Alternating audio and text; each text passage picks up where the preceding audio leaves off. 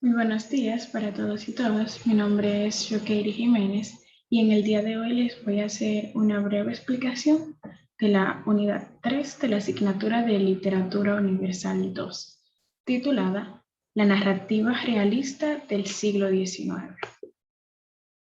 En primera instancia, el realismo surge como una contraparte del romanticismo. El género utilizado era la novela, enfatizada en la descripción de los personajes, de lugares naturales, nada de fantasías ni de mundos imaginarios. De hecho, muchos autores utilizaban ciudades reales para narrar los hechos de la historia.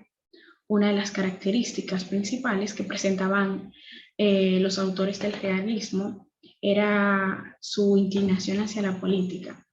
Criticaban la forma en la que se llevaba a cabo de manera implícita en sus obras. Los personajes son comúnmente personas humildes y marginadas. Los sentimientos siempre están presentes, pero no son el centro de la historia. Algunos autores que se destacaron durante esta época fueron Benito Pérez Galdós, Leopoldo Alas Garín y Vicente Blasco Ibáñez. Benito Pérez Galdós era un autor que se encontraba en contra de la Iglesia. Era un periodista progresista y uno de los autores más importantes de la literatura española. Dentro de sus obras más relevantes podemos citar Trafalgar, novela como Doña Perfecta, Fortuna y Jacinta. En el caso de Leopoldo Alas Garín, fue un estudiante de Derecho, estudió Derecho, tenía una lucha constante espiritual y se destacó como crítico literario. Dentro de sus obras más relevantes podemos citar La Regenta, Adiós y Cordero. En el caso de Vicente Blasco Ibáñez, fue un periodista y político, ocupó un cargo público porque era político y se considera naturalista por sus personajes inhumanos. Es decir, este autor en sus obras se caracterizaba por describir de manera cruda, mostrando una realidad desafortunada. Ahora bien, vamos a hablar un poquito acerca de lo que es la Revolución Industrial y de Charles Dickens.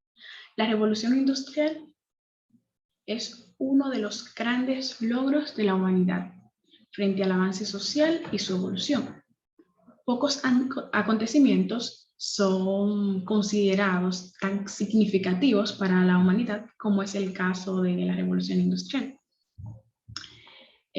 Charles Dickens se encargó de realizar una perspectiva más moderada, criticando algunos aspectos del nuevo industrialismo.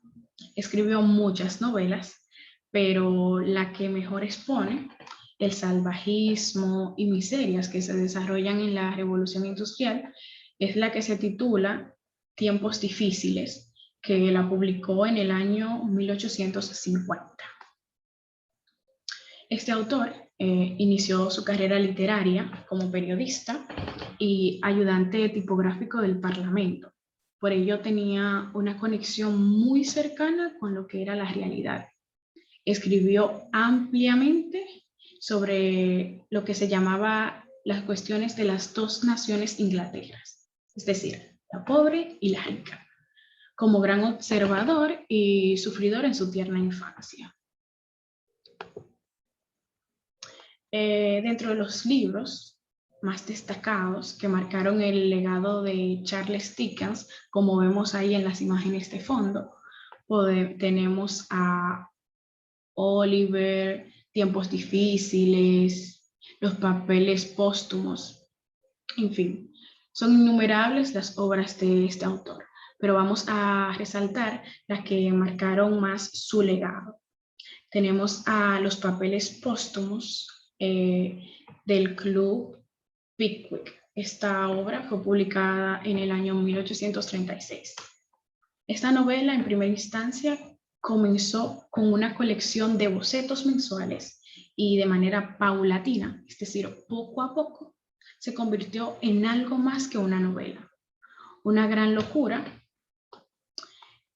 en la que en el momento específico de su publicación, es decir, en el 1836, produjo mucho llamado comercial, como cualquier película moderna.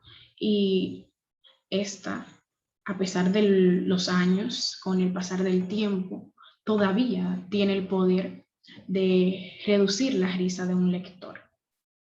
Otra es Oliver Twist. Fue una novela publicada en el año 1837 y es una de las novelas más crudas de este autor. El protagonista es un joven y realmente bueno, con poderosos valores, que no abandona en ningún momento a pesar de las circunstancias. Es decir, es huérfano y a merced de criminales, específicamente carteristas.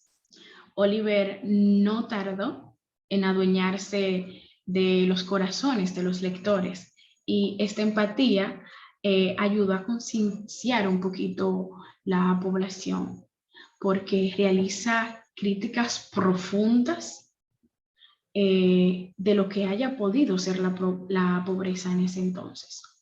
Tenemos también la obra Un cuento de Navidad. Esta ve las luces, como se podría decir, el 19 de diciembre del año 1843. Se encarga de narrar la historia de un hombre avaricioso y egoísta bajo el nombre de Ebenezer Scrooge y su conversión en una mejor persona luego de que lo visitan 3 espíritus en Nochebuena, 3 fantasmas. Estos espíritus recorren Scrooge a través de escenas de vacaciones pasadas y presentes. Incluso obtienen una vista previa de lo que se le está reservado a esa persona si continuaba en los caminos miserables. Tenemos también la obra Grandes Esperanzas, publicada en el 1860.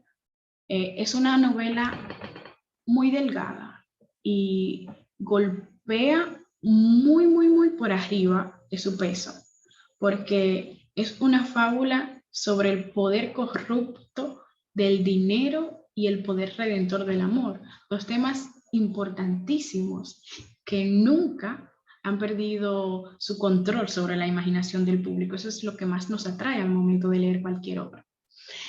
Finalmente tenemos a David Copperfield. Esta es la 8ª novela publicada por Charles Dickens y al igual que las mencionadas anteriormente, fue publicada en fascículos en 1849. Más adelante, en 1850, fue publicado en forma de libro. Es una de las obras más planificadas, estructuradas y metódicas de este autor victoriano. Ya que hablamos de novelas destacadas, de obras, considero factible mencionar a Madame Bovary, que es la obra maestra de Gustave Flaubert y que a pesar de los años despierta interés actualmente, porque la figura de Emma Bovary, convertida en un personaje arquetípico de la literatura y el cine, sigue vigente como símbolo de la insatisfacción vital de la clase media y de la mujer inconformista que no se resigna a llevar una existencia rutinaria y monótona dentro de los límites impuestos por la sociedad patriarcal. La novela de Madame Bovary es una obra que ha marcado trasfondo histórico. Una novela cuyas páginas resuenan las tensiones políticas y sociales de su época. Flaubert empezó a escribirla en el año 1851, hecho que coincide con la caída de la Segunda República y la instauración del Segundo Imperio por Napoleón III. Es importante destacar también la literatura rusa y su siglo de oro. El siglo de oro es conocido tradicionalmente, el siglo XIX es conocido tradicionalmente como el siglo de oro de la literatura rusa. Tanto la poesía como la prosa llegaron a su máximo esplendor, a su apogeo. A principios del siglo, la corriente principal de la literatura rusa era el romanticismo, aunque más adelante sería ya el realismo literario el que alcanzaría mayor importancia. Dentro de los autores más destacados de la literatura de este siglo, podemos destacar a Alexander Pushkin, que este autor fue un poeta, dramaturgo y novelista ruso, fundador de la literatura rusa moderna. Su obra se enmarca en el movimiento romántico. De igual manera, este autor fue pionero en el uso de la lengua vernácula en sus obras y creó un estilo narrativo, mezclando el drama, el romance y la sátira. Desde ese entonces se asocia a la literatura rusa e influye notablemente en las figuras o escritores literarios posteriores. En el caso de Nikolai Gogol, este escritor fue ruso y de origen ucranio. Se encargó de cultivar varios géneros, pero fue notablemente conocido como dramaturgo, novelista y escritor de cuentos cortos. Su obra más conocida, más destacada, es Almas Muertas. Y también esta obra, Almas Muertas, es considerada la primera novela rusa moderna. Fyodor Dostoyevsky es de los principales escritores de la Rusia zarista, cuya literatura explora la psicología humana en el complejo o en el contexto político, social y espiritual de la sociedad rusa del siglo. Este autor es considerado de los más grandes de Occidente y de los más grandes de la literatura universal. Tenemos también a León Tolstói, novelista ruso, considerado de los escritores más importantes de la literatura mundial. Sus dos obras más famosas son Guerra y Paz y Ana Karenina. Estas dos obras están consideradas como la cúspide del realismo ruso. Finalmente, dentro de estos autores destacados tenemos a Máximo Gorki, escritor y político ruso. Se identificó como activista del movimiento revolucionario ruso. Además, se encargó de fundar el movimiento literario del realismo socialista. Ya para ir cerrando un poquito, vamos a tratar lo que es el naturalismo y el positivismo literario. El naturalismo es algo más, va más allá que un simple movimiento estético y literario. Surge en Francia a mitad del siglo XIX y pretende ser una concepción del hombre y un método para estudiar cómo se comporta el hombre. Émile Zola es el máximo representante de la corriente del naturalismo literario. Este autor nace en París. Este autor nace en París.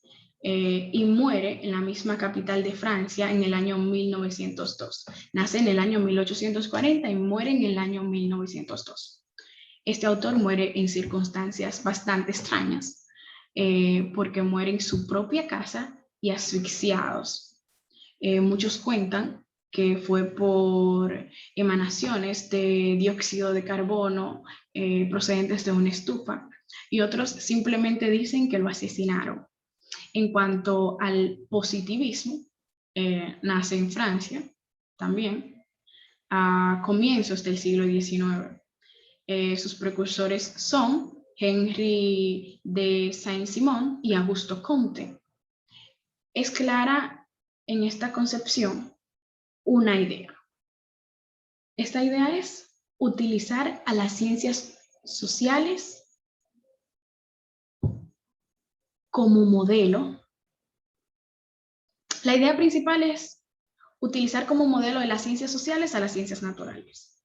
Por lo que es importante destacar que la estética de Hipólito Taine es un puente que une entre el positivismo y el naturalismo.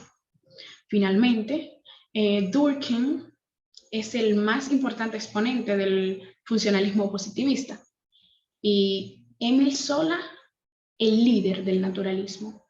Ambos autores son contemporáneos y desarrollaron sus trabajos, tanto sociológicos como literarios, en la Francia del Segundo Imperio. Hasta aquí ha llegado mi intervención. Espero que le haya gustado y muchísimas gracias.